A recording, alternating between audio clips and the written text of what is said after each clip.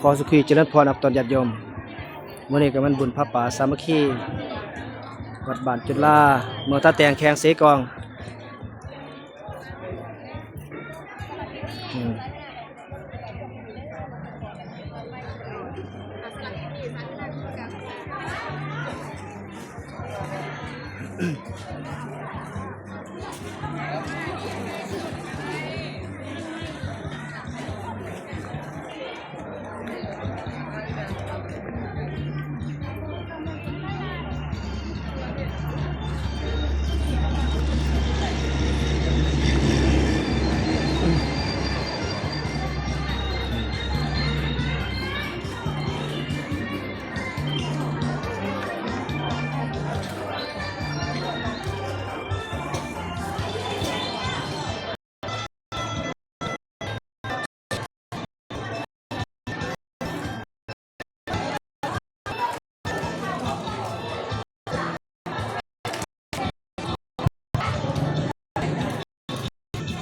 ครับใส่บาตรกับผมมาเพื่อเพื่อมาถวายไปประทานคำสิ้นเนี่ยก็ถวายเพียงใส่บาตรก็ถวายมาเพิ่มเงินถวายพระวันพระพอกันเลยครับจำนอกพอเวลาหน้าที่แล้วและขอเรียนเชิญบรรดาพ่อแม่พี่น้องแขกทั้งไทยไทยต่างกาที่มาร่วมในงานผ่านดีในครั้งนี้เนาะไอ้การเรียกกันเด้ออยู่บนเวลาอยู่ทุกสมาคมเราการเรียกกันเนาะหาก็มาฮอดมาเนี่ยไง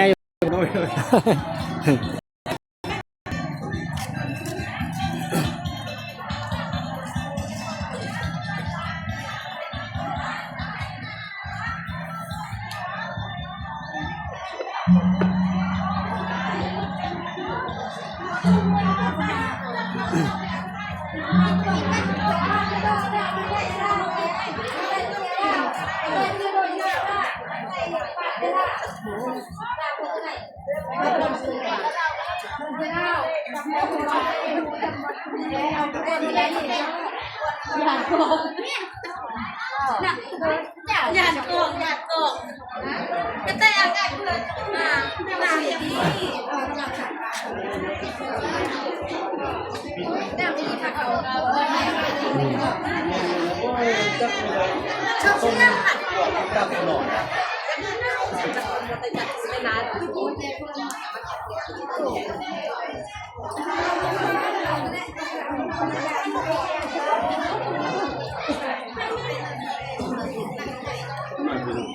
จากสถาบันจุฬาพระอาจารย์ก็มาร่วมทางอปส.แข่งอาจารย์โทยบริมาเอาอาจารย์ดวงเงินมานั่งเฮ้ยน่ะ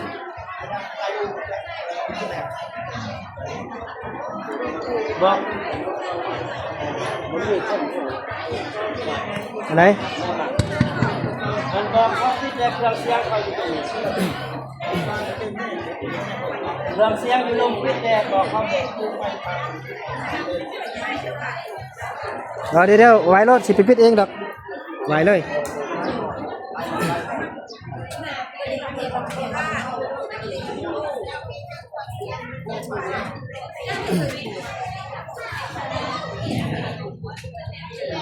จะนั่งนี่เลยตรงนี้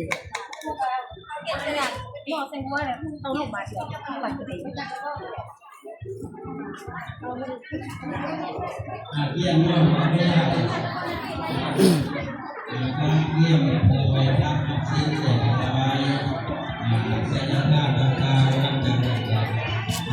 อยู่ข้างหน้าที่เข้าเที่ยวแต่สำเร็จก็สำเร็จเลยพ่อเลย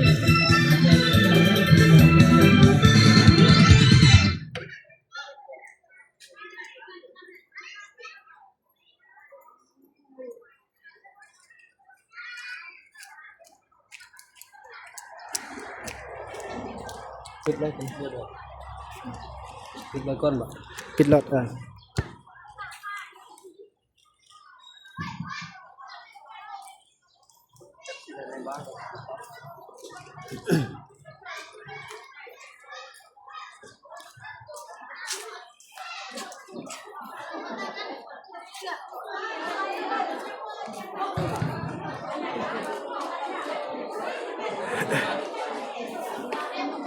สาธุสาธุนะโมตัสสะภะคะวะโตอะระหะโตสัมมาสัมพุทธัสสะ พ่อเป็นมาบ่จ้ะ ภะคะวะโตอะระหะโตสัมมาสัมพุทธัสสะนะโมตัสสะภะคะวะโตอะระหะโตสัมมาสัมพุทธัสสะ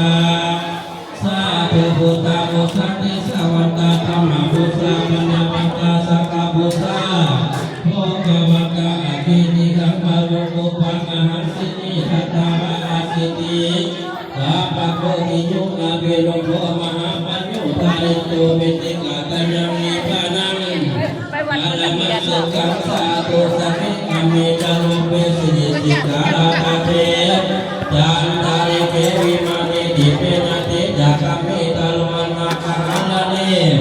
อาลามาเกเตตุมาจายตุเทวาสารตาราวิสาเนจักขา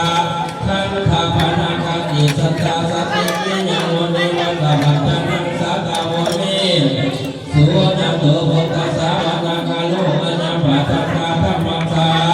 วานาคาโลอัญญปะทันตาสาธุสุนันโตพุทโธเนเทวาดุลาเทวดาเจ้าทั้งหลายอันสถิตอยู่บนสวรรค์สัตว์ภาคกับตังภูมาเทวดาเจ้าทั้งหลายอันสถิตอยู่ทั้งยอดภูเขาป่าและก็รอบก็ดีและก็อันเสนกาคันธาพานาอันสถิตในนามและเป็นพวกที่วงบอกว่าพิมพ์มันที่มีตัวเด่น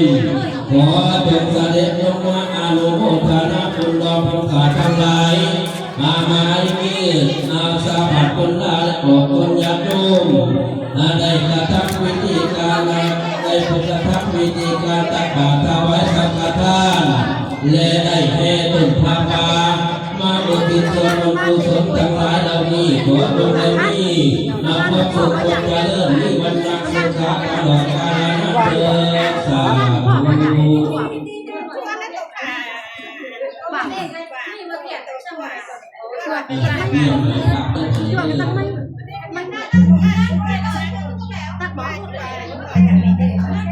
เยมินาสักกาเล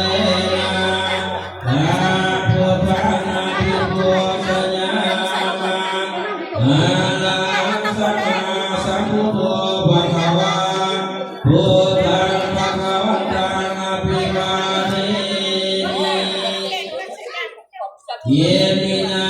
สักกาเลนะสังฆัมมังอภิปุสัญญามะสวากขาโตภะคะวะตาธัมโมธัมมังนัมสสามิเยมินาสักขาเลนะตังสักขังอภิปุสัญญามะสุปฏิปันโนภะคะวะโตสาวกสังโฆสังฆังนามามินะโมตัสสะภะคะวะโตอะระหะโตสัมมาสัมพุทธัสสะนะโมตัสสะภะคะวะโตอะระหะโตสัมมาสัมพุทธัสสะนะโมตัสสะภะคะวะโตอะระหะโตสัมมาสัมพุทธัสสะพุทธังสรณังคัจฉามิธัมมังสรณังคัจฉามิสังฆังสรณังคัจฉามิตุติยามปิพุทธังสรณังคัจฉามิตุติยามปิธัมมังสรณังคัจฉามิตุติยามปิสังฆังสรณังคัจฉามิตติยามปิพุทธังสรณังคัจฉามิตติยามปิธัมมังสรณังคัจฉามิตติยามปิสังฆังสรณังคัจฉามิสาธุกาสวันทามิปันเตเตติยังสาพังสัพพทาทานิสุปริติตังสานิเลกธาคุมาพุทธิพุทธโลปังสักการังสัทธาวัจสามนัสสะเจววันทามิเตมตถาคเตสัญญาเนอันสาเนธาเนกัมมนิตาเปสัพพทาอุกาสวันทามิปันเตสาปังอปาราตังกรรมตเมพันเตมะยังกตังปุญญังสามินา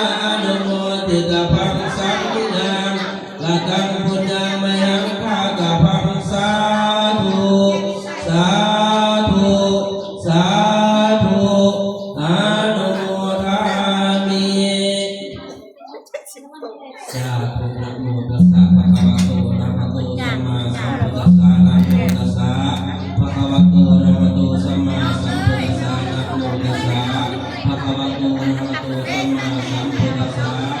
สาธุมัญญังมีพันเตวิสุงสุงะคันธายติสรณีนาสหะปัจจสีลานินาจามะปุติยัมปิมัญญังมีพันเตวิสุงสุงะคันธายติสรณีนาสหะปัจจสีลานินาจามะ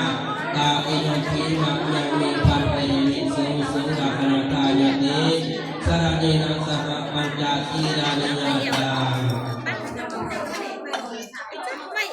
เส้นสมุนเลยอยู่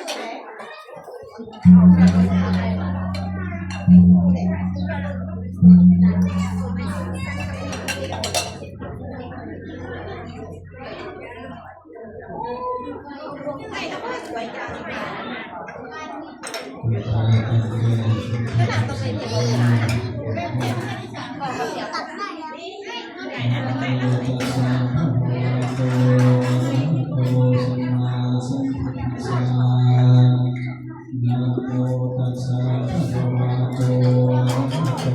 เขาบอกว่าผ่าพัด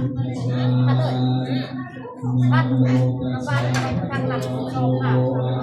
ฝ่ายที่ว่าว่าทำได้ยากใช่ไหมฝ่ายที่ทำบ้านเลยฝ่ายที่ว่าแม่ก็ได้ สา ว่า ธุนะโมตัสสะภะคะวะโตอะระหะโตสัมมาสัมพุทธัสสะนะโมตัสสะภะคะวะโตอะระหะโตสัมมาสัมพุทธัสสะนะโมตัสสะ